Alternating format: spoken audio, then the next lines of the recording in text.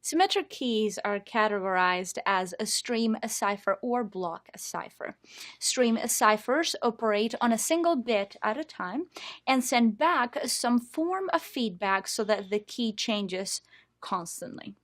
Block ciphers encrypt one block of data at a time using a key on each block. Yeah, and the difference between those two methods is when using a block cipher, a given plaintext block will always result in the same ciphertext if using the same key, whereas in a stream cipher, it will always result with a different ciphertext. Yes, and there are many stream ciphers and they work differently from each other.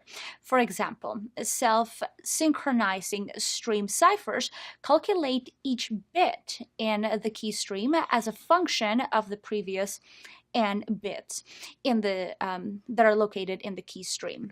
It is termed self-synchronizing because the decryption process can stay synchronized with the encryption process merely by knowing how far into the end bit key stream it is.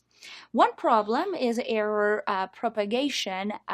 Garbled bit and transmission will result in an n garbled bits at the receiving side. And synchronous stream ciphers generate the key stream in a fashion independent of the message stream, but by using the same key stream generation function at sender and of course, at receiver.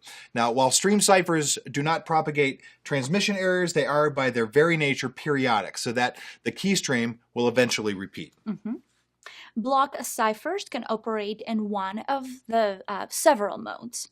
Electronic codebook, or ECB mode, is when the secret key is used to encrypt the plain text block. Two identical plain text blocks will always generate the same ciphertext block. This mode is susceptible to a variable or a variety of brute force attacks.